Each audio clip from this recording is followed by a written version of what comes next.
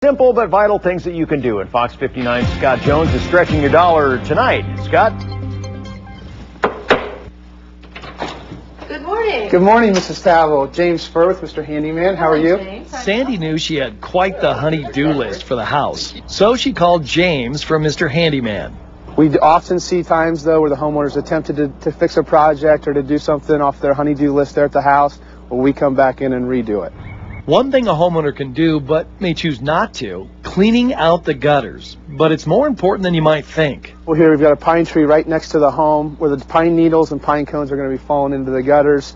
We want to ensure we get that cleaned out, so if we get overflow of the gutter system, water's going to go straight into the basement. I would never go up on a roof to clean out a gutter, but I also like the fact that they do send out people with at least 10 years experience, and they have been background checked, and that's very important to me when I have someone in my home. And outside your house, don't forget the decks if you have one.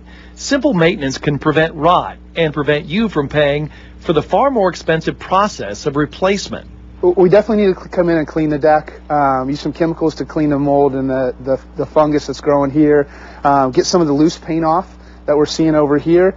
Let the deck dry. We let the deck dry for about 48 hours before we come back and repaint or treat the deck, whatever the scenario is.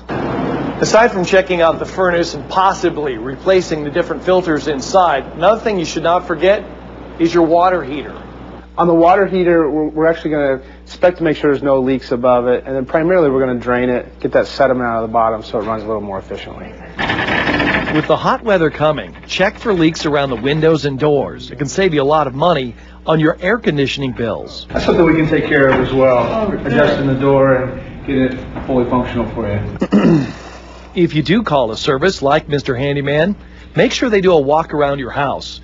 Oftentimes they can spot problems you can't. Scott Jones, Fox 59 News.